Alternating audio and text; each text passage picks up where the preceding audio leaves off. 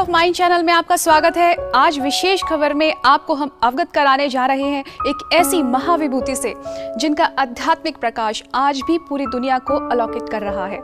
प्रस्तुत है ब्रह्मा कुमारी संस्था की पूर्व मुख्य प्रशासिका राजयोगिनी दादी प्रकाशमणि की पुण्यतिथि पर स्मृति विशेष। राजयोगिनी दादी प्रकाशमणि नाम ही काफी है व्यक्तित्व की पहचान के लिए। पूरे विश्व में यह एक ऐसा नाम है जिनके द्वारा प्रवाहित आध्यात्मिक प्रकाश की मणि पूरे विश्व को आज भी प्रकाशमान कर रही है। प्रजापिता ब्रह्मा कुमारी ईश्वरीय विश्वविद्यालय में पूरी जिंदगी देने वाली दादी ने संस्था को एक नन्हे से पौधे से वटवृक्ष के भांति बड़ा करने में महत्वपूर्ण भूमिका निभाई। उन्होंने सूरज की भांति पूरे संसार में न केवल महिलाओं को बल्कि समस्त मानव जाति को एक नया रास्ता बताया। दादी ने महिलाओं को उस दौर में एक सम्मानजनक दर्जा दिलाया जब इस देश में व समाज में महिलाओं के अधिकारों की चर्चा तक नहीं होती थी। आध्यात्मिक ज्ञान और राजयोग के बल पर उन्होंने पूरे विश्व में एक मिसाल कायम की। लाखों लोगों की जिंदगी को उजाला करती हुई उन्हें विश्व की दादी का सम्मान मिला। उन्हें सम्मान तो मिला ही, साथ ही अंतर्राष्ट्रीय शांतिदूत तक के अवार्ड से भी नवाजा गया। दादी पूरे विश्व में जाति, धर्म और ऊंच नीच की दीवारों को तोड़ते हुए एक बेहतर समाज की स्थापना में तत्पर रहीं। महिला प्रधान एक छोटी सी संस्था को पूरे विश्व के पटल पर प्रतिस्थापित करते हुए 25 अगस्त 2007 को इस दुनिया से विदा हो गई। प्रजापिता ब्रह्मा कुमारी ईश्वरीय विश्वविद्यालय की पूर्व मुख्य प्रशासिका राजयोगिनी दादी प्रकाशमणि एक ऐसा नाम था जिन्होंने अध्यात्म के पथ पर चलते हुए समस्त मानव जाति के लिए एक नई इबारत लिख गई।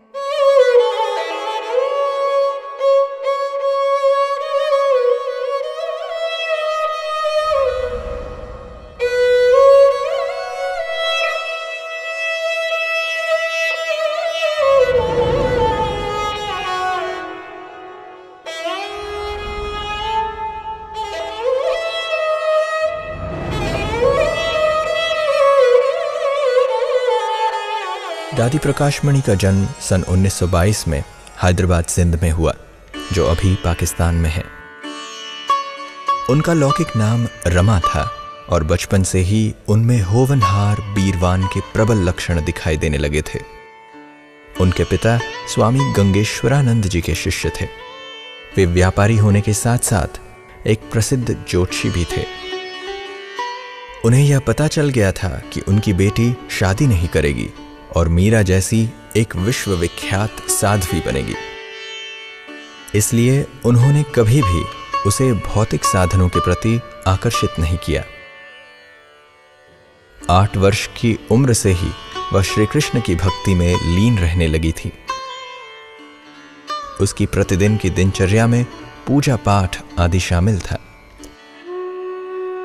यही नहीं, श्री कृष्ण की मूर्ति से उन्हें इतना लगाव था कि वह रात्रि सोने से पूर्व भी उसे झूले में झुलाती थीं, फिर सोने जाती थीं।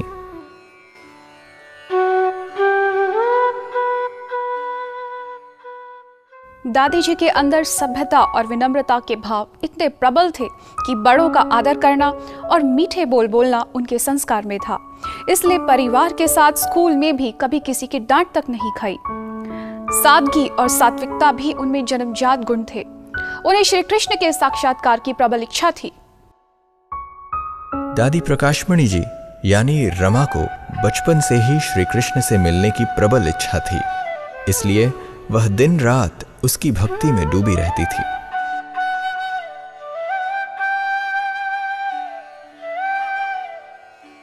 वह श्री कृष्ण की मूर्ति को हमेशा अपने साथ रखती थी। उन्हीं दिनों 1936 में ओम मंडली के सत्संग में जो भी ब्रह्मा बाबा के सामने जाता उसे श्री कृष्ण का साक्षात्कार हो जाता था।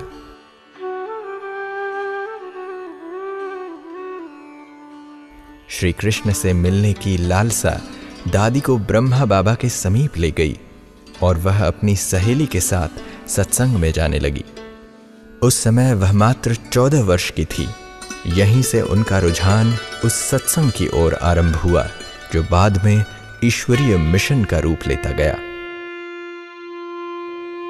सन 1936 का समय संस्था का प्रारंभिक दौर का समय था। जैसे ही दादी ब्रह्मा बाबा के संपर्क में आई, उन्होंने ये तय कर लिया कि अब इसी रास्ते पर ही चलना है। यहीं से उनके आध्यात्मिक पथ का सफर शुरू हो गया। प्रजापिता ब्रह्मा बाबा भी दादी प्रकाशमणि को देखते ही ये समझ गए थे कि यह बच्ची संस्था को नई ऊंचाइयों पर ले जाएगी और संस्था का नेतृत्व करेगी। संस्था में पूर्ण रूप आने के बाद उन्हें श्री कृष्ण का पहला साक्षात्कार हुआ।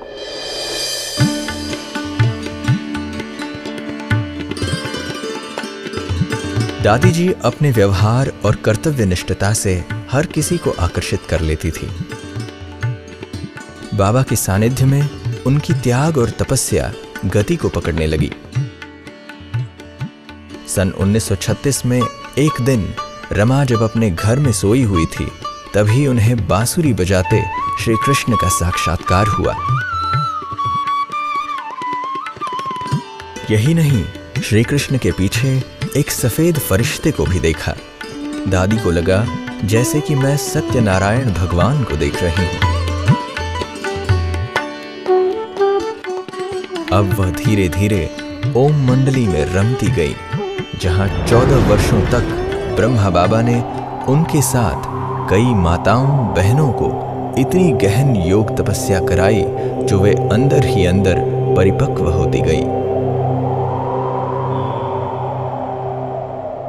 हम आए, दादी थोड़ा पहले आई थी। ब्रह्मा कुमारी जीवन एक आदर्श जीवन है, ऐसा हमने दादी जी के जीवन से देखा।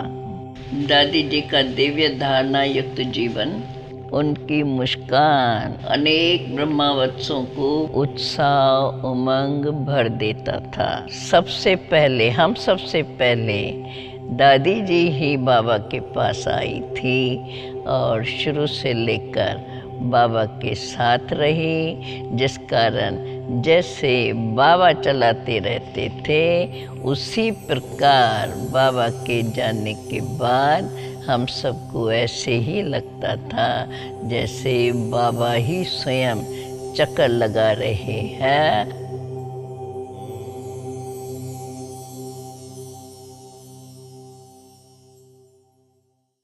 संस्था में आने के बाद दादी ने कभी पीछे मुड़कर नहीं देखा। वे धीरे धीरे आध्यात्मिक ऊंचाइयों को छूते हुए एक महान व्यक्तित्व के रूप की ओर अग्रसर हुई।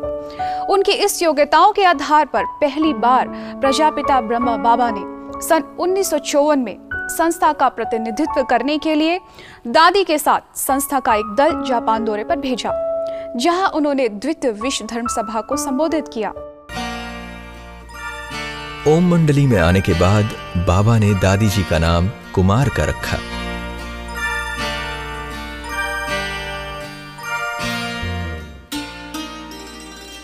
वह एक तेजस्वी आध्यात्मिक नेता के रूप में उभरने लगी। जापान में धर्म संसद का नेतृत्व करने के बाद अब बाबा उन्हें बड़ी जिम्मेदारियों के लिए भी आगे बढ़ाने लगे। इसके बाद वे मुंबई के सेवा केंद्रों की प्रभारी बनी। फिर तो उनके निर्देशन में पूरे महाराष्ट्र क्षेत्र में सेवाओं का विस्तार हुआ और 1974 में उन्हें महाराष्ट्र के साथ साथ कर्नाटक और गुजरात का प्रभार भी सौंपा गया। यह कारवां बढ़ता रहा और उनके साथ 6 सदस्यों के दल ने विश्व में कई देशों में जाकर अनेक सेवा केंद्रों की नींव रखी और भारतीय संस्कृति को एक नया रूप देना प्रारंभ कर दिया।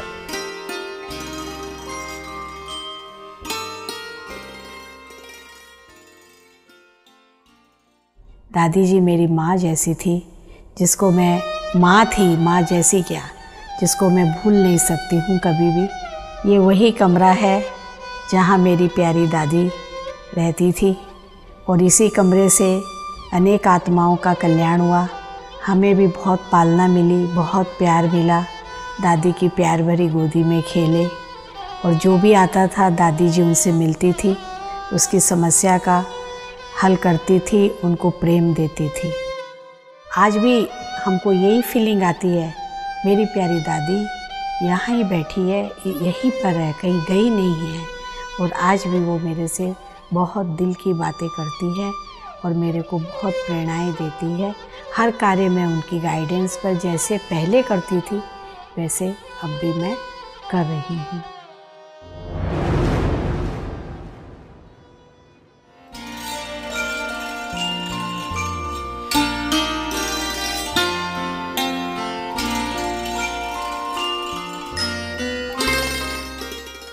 प्रजापिता ब्रह्मा बाबा ने इनके तेज और आध्यात्मिक प्रकाश को देखते हुए दादी को प्रकाश मणि के नाम से सुशोभित किया।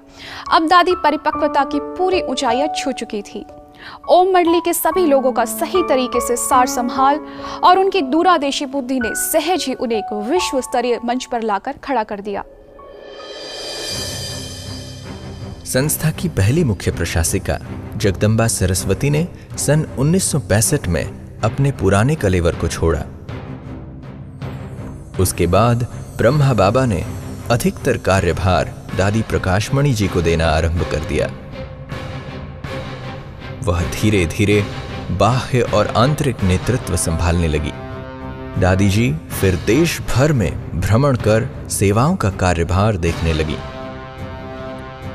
ओम मंडली अब प्रजापिता ब्रह्मा कुमारी ईश्वरीय विश्वविद्यालय के नाम से विख्यात होने लगा।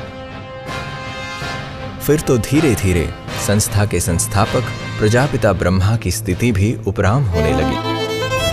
दादी प्रकाशमणि के साथ बहुत ही पुराना संबंध था। 1957 से वो बॉम्बे में आए, तब से रहा। 63-64 से 69 जनवरी तक बॉम्बे में गामदेवी सेवा केंद्र के इंचार्ज रहे। यूनाइटेड नेशंस में भी हम लोग गए थे दादी जी के साथ। तो दादी जी ने भारत का जो झंडा था, ध्वज था, फ्लैग था, उसके नीचे में खड़े रह करके कहा मुझे, रमेश, एक दिन ब्रह्मा कुमारी भी ये यूनाइटेड नेशंस की एक पार्टधारी बन जाएंगी संस्था। तो इसके हमने दादी जी को कहा कि अवश्य ही होगा, क्योंकि विश्व सेवा के अंदर विश्व का मालिक जो है, विश्व सेवाधारी जो परमात्मा है, उसका तो जरूर यूनाइटेड नेशंस के द्वारा कारोबार होना चाहिए। अब दादी को महान और बड़ा नेतृत्व मिलने का वक्त आ गया था। 18 जनवरी 1969 को प्रजापिता ब्रह्मा बाबा ने अपने नश्वर शरीर का त्याग कर दिया तथा उन्होंने इस संस्था की बागडोर दादी प्रकाशमणि के हाथों में सौंपकर इस दुनिया से विदा हो गए। 18 जनवरी 1969 का दिन इतिहास के पन्नों में हमेशा के लिए दर्ज हो गया कि जब प्रजापिता ब्रह्मा बाबा ने अपने भौतिक कलेवर का त्याग किया। वह एक ऐसा वक्त था जब पुरुष प्रधान समाज में महिलाओं के अधिकारों की चर्चा तक नहीं होती थी। परंतु ब्रह्मा बाबा के बाद दादी प्रकाशमणि ने अपने तप और आध्यात्मिक आभा के बल पर परमात्मा के कार्यों को आगे बढ़ाने का बीड़ा उठाया और शिव शक्तियों का कारवां आगे चल पड़ा। दादी जी ने कुशल नेतृत्व करते हुए संस्था को असीम ऊंचाइयां दी। वह भाई बहनों को साथ लेकर चलीं और माताओं और बहनों की बेहतरीन पालना करते हुए उन्हें एक शक्ति सेना की शक्ल दी। अब उनका लोहा हर कोई मानने लगा था। चाहे सम्मेलन हो या संगोष्ठी, सभी में दादी जी को आमंत्रित किया जाने लगा। ऐसा नहीं था कि समाज में इस महिला प्रधान संस्था को लोगों ने सीधे सीधे स्वीकार कर लिया। कई बाधाएं आई, परंतु दादी के ममत्व, स्नेह और तपस्या के बल ने सभी को नारी के शक्ति होने का एहसास कराता रहा। उनके सामने जो भी आता था वे उनके प्रबंधन और अदम्य साहस का मुरीद हो जाता था। अब लोगों को यह आभास होने लगा था कि महिलाएं नर्क का द्वार नहीं बल्कि स्वर्ग का द्वार हैं। सन 1972 से लेकर 1980 तक देश विदेश में आयोजित कई अंतर्राष्ट्रीय सम्मेलनों का नेतृत्व करने का उन्हें अवसर मिला। परमात्मा के संदेश को पूरी दुनिया में फैलाने की उनकी योजनाएं साकार स्वरूप लेने लगी। समाज के हर क्षेत्र में सेवाओं का विस्तार हुआ। माउंट आबू अंतर्राष्ट्रीय मुख्यालय से ही पूरे विश्व की गतिविधियां संचालित होने लगीं। बैंगलोर विधानसभा के बैंक्वेट हॉल में world conference on human survival का आयोजन किया गया। दादी प्रकाश मणि के नेतृत्व में बड़ी संख्या में लोग देश और विदेश में जुड़कर अपनी जिंदगी को बेहतर बनाने में जुट गए। मानवता की बेहतरीन सेवाओं को देखते हुए सन 1981 में संस्था को संयुक्त राष्ट्र संघ द्वारा परामर्शदाता समिति का सदस्य मनोनीत कर लिया गया और साथ ही समाज के विभिन्न वर्गों की सेवाओं के लिए 1982 में राजयोग शिक्षा एवं शोध प्रतिष्ठान की स्थापना की गई। अब संस्था एक वट वृक्ष का रूप ले चुकी थी। चारित्रिक उत्थान की मशाल लेकर यह संस्था आगे बढ़ती रही। इसे और विस्तार देने के लिए दादी जी के ही निर्देशन में 18 प्रभागों का निर्माण किया गया और सन 1983 में पहले यूनिवर्सल पीस कॉन्फ्रेंस का आयोजन माउंट आबू में किया गया। इसमें धर्मगुरु दलाई लामा समेत कई बुद्धिजीवियों ने भाग लिया। इसके साथ ही 1984 में अमेरिका, ब्रिटेन और यूरोप सहित 13 देशों में दादी जी ने भ्रमण कर मानवीय सेवाएं की।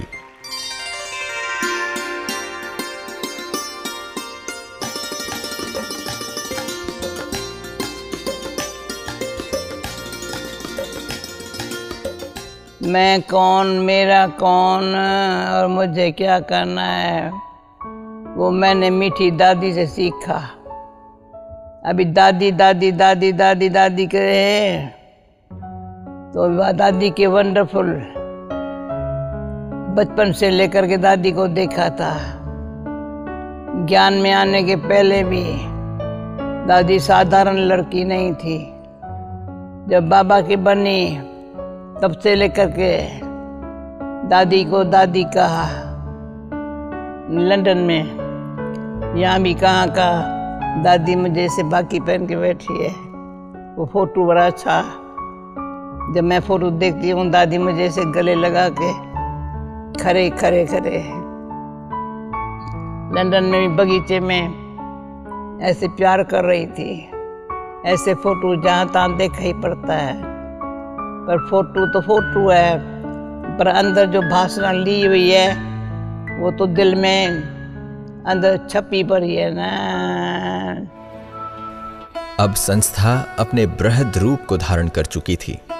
चारों ओर सेवाओं का विस्तार होने लगा था, जिसके तहत पूरे विश्व में शाखाओं का खुलना प्रारंभ हो चुका था। सन 1988, 1989 एवं 1990 में global cooperation for a better world समेत कई प्रोजेक्ट चलाए गए, जिसको 122 देशों में एक साथ चलाया गया। इसमें भारत के पूर्व प्रधानमंत्री राजीव गांधी समेत कई प्रख्यात हस्तियों ने संस्था के कार्यों को सराहा तथा पूरा सहयोग दिया। उनके निर्देशन में यह संस्था अब सभी वर्गों में अपनी पैठ बना चुकी थी। इसको देखते हुए मोहनलाल सुखाड़िया विश्वविद्यालय ने दादी जी को डॉक्टरेट की उपाधि से नवाजा। जैसे वो मिलती थी तो बहुत ही अपनेपन की भावना, अपनेपन की बातें आती थी और साथ में ज्ञान और योग के हिसाब से भी उनका जीवन बहुत ही सुंदर था। एक नेचुरल जीवन क्या होता है, ईश्वरी जीवन, उनके प्रैक्टिकल लाइफ से दिखता था। 14 मास 14 महीने दादी जी हमेशा मुझे यही चाहती थी कि आसपास रहे। साथ में हम लोग बैठकर ईश्वरी महावाक्य, जिसको हम मुरली कहते हैं, वो पढ़ते थे। दादी जी थोड़ा सुनाते, फिर मुझे दे देते कि आप सुनाओ।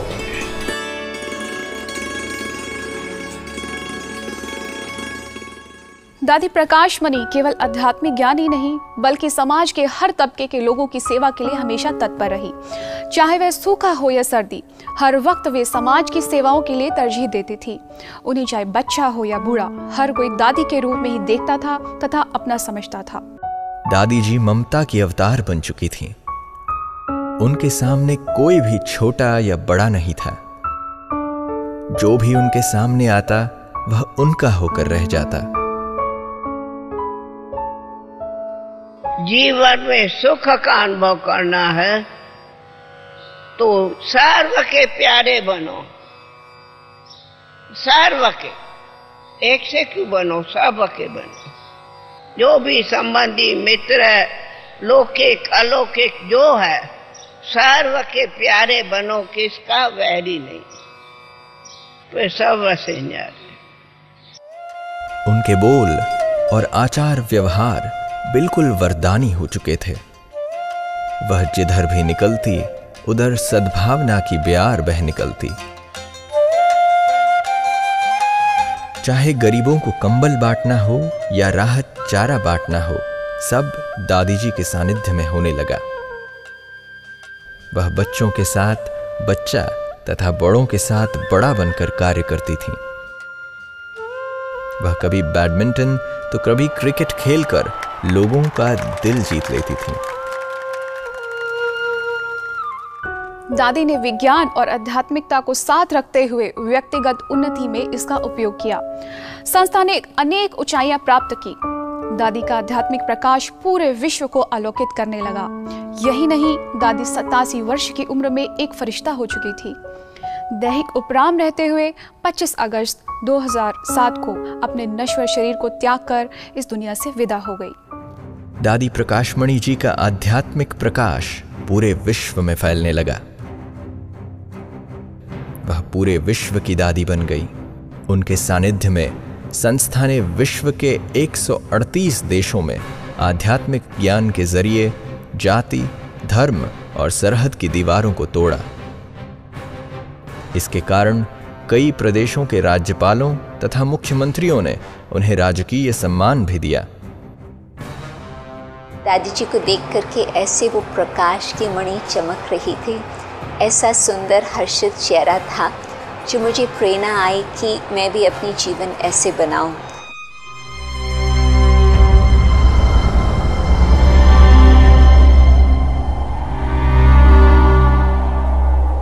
पूरी दुनिया को प्रकाशमान करती हुई दादी प्रकाशमणि 25 अगस्त 2007 को शनिवार प्रातः 10:10 पर हम सबकी स्थूल आंखों से ओझल हो गईं।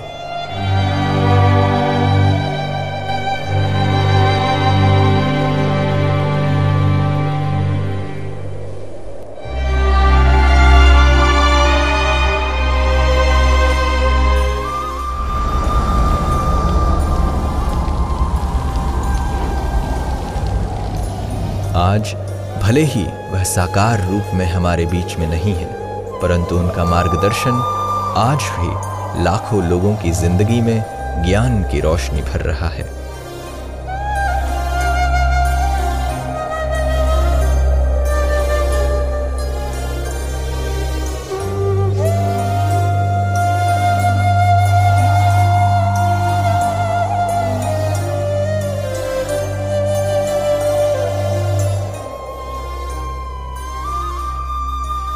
आज दादी हमारे बीच नहीं है, परंतु उनके आध्यात्मिक प्रकाश से लाखों लोग अपनी जिंदगी में उजाला भर रहे हैं।